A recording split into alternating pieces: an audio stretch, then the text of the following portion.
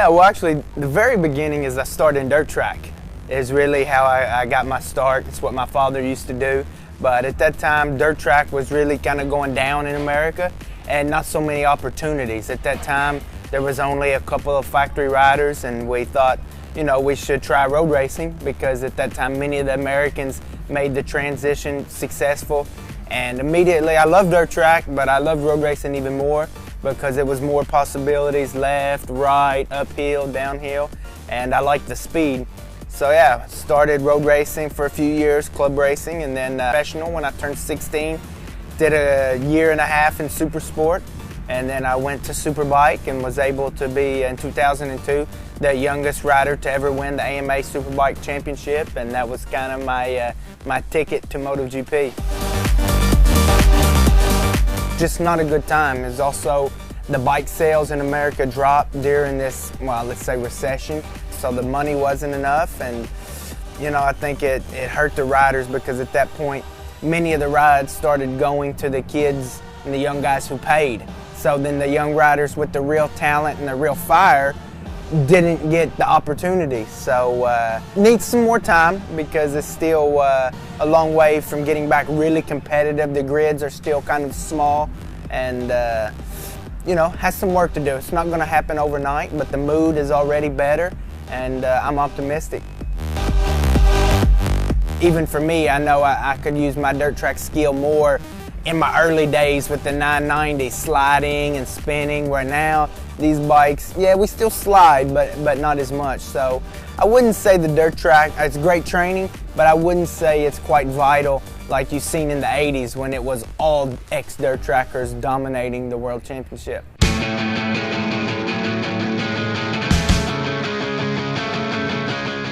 Well, it was a big step. I mean, wow, you know, I came from the AMA Championship straight into MotoGP. The tracks were very different, but much better, much safer, much more open, but I needed to understand that and everything. The living was different, the life was different, the language, and I'd come from a big family, was really close with my family, and say Kentucky, a small town, so my first days here was a big shock and was not easy, but I loved the opportunity. I loved the crowds because the crowds were so much bigger and better and than the American races. And it was hard days in the beginning, but luckily that year I was able to soldier through. I got Rookie of the Year that year. I beat out Colin Edwards and Colin and Bayless and Melandri. So in the end, after a difficult start, was successful.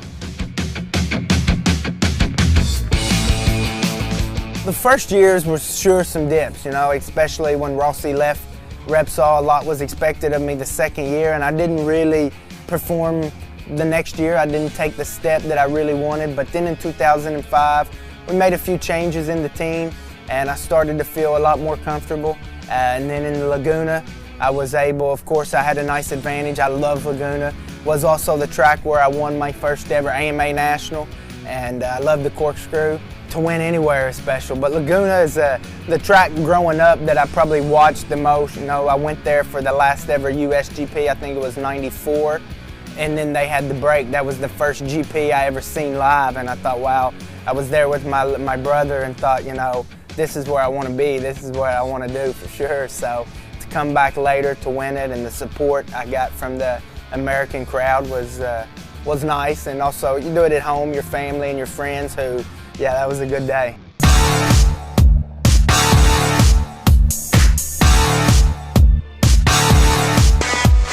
I had the great opportunity to be teammates with him in 2003.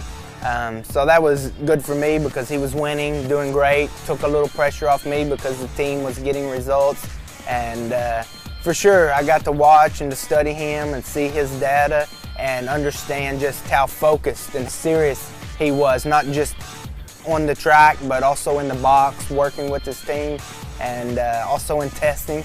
I seen how serious he took his testing and the feedback to the team, and it was something I realized that I have to follow that approach, because your team here is, these engineers, they're so good. If you give them the right information and the right feedback, they can help you, and I think that's one thing I learned a lot from Valentino. We know Rossi to battle against is very difficult. That year was just really felt like my year. You know, I caught a few breaks went against him, was pretty healthy, and you know, was able to get a lead early with his misfortune. I had a little dip in the middle of the season, but was able to come back, and then we had Portugal where me and Danny collided, and for a moment I thought the championship was over because I'm laying in the gravel trap in Portugal and I look up and Valentino's leading the race, and you know, you think, you know, all this work, not just for that season, just the whole lifetime of work to be in a position to win a world championship was close to by. And then Tony Elias beat him very little and gave me a lot of hope, and then I go to Valencia and I just believed that I was still going to win the championship, and it all worked out a bit like a fairy tale because racing don't always work out like you plan. Certainly probably less times than not, but that season and especially that race in Valencia went pretty much how you draw it up, you know, kind of like a Disney movie.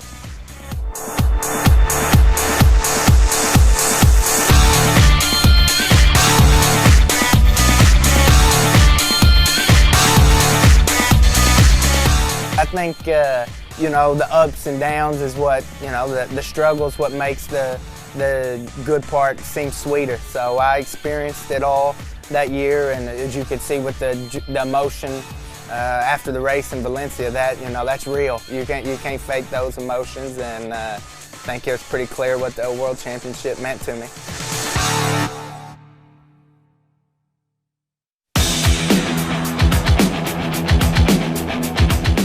Not easy, very clear. Anybody who's you know, seen Casey ride or especially shared the track with him knows, you know, some people love him, some people don't, but the fact is he had an incredible talent on a motorcycle, and was not easy at that time because the Ducati was a difficult bike to ride, and Casey was the one who could get the most out of it. So, you know, the first year was really tough in the beginning, because, you know, you'd come in and he's second and a half faster than you, was a bit demoralizing. By the end of the season, Ducati, thankfully with a lot of hard work, we were able to improve the results, do the podium in Indianapolis, and you know, I enjoyed my time at Ducati. It was a very passionate team, and was a new experience for me to ride for a European manufacturer, but was a great team.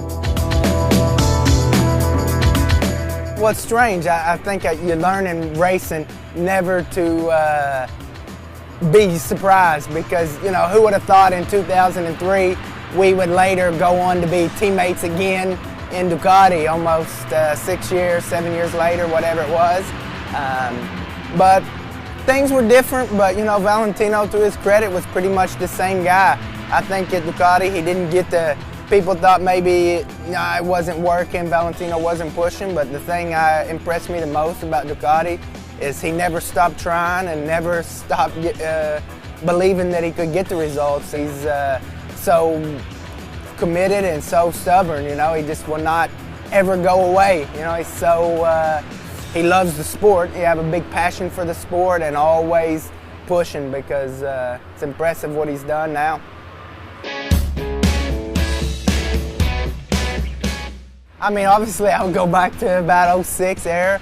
Of course, the 800 era, I didn't really enjoy. I mean, you know, the bikes were slower, they were less torquey, and wasn't a fun bike to ride. I would say the 990s, for me, it's where I felt the most at home. And I would say, truthfully, I thought those bikes were the most fun to ride because they had so much power on the bottom and you could really steer a lot with the rear, and I enjoyed that. Of course, I would like to try 500s just because I never got the opportunity to. I mean, that's the bike I grew up watching. Even now, I would love to ride a 500 for fun, but I like that 06, 05 era. But of course, the 80s would be great with, you know, Freddie and Kevin and a lot of the Americans, but I think 06 would be about right.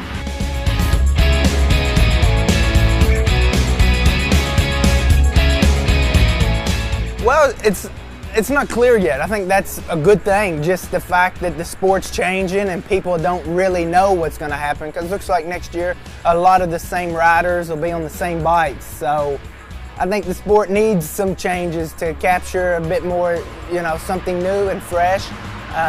The electronics, we don't really know the exact what the electronics are going to be, but I don't think it's going to change that much. The electronics now, even with the open bike, the electronics, people think it's going to be back to 2003, 4, the bike smoking the tire, and unfortunately that's not happening. These electronics are already much better than that, but the tires will change an element, but it's still going to be the fast guys at the front. That'll never change.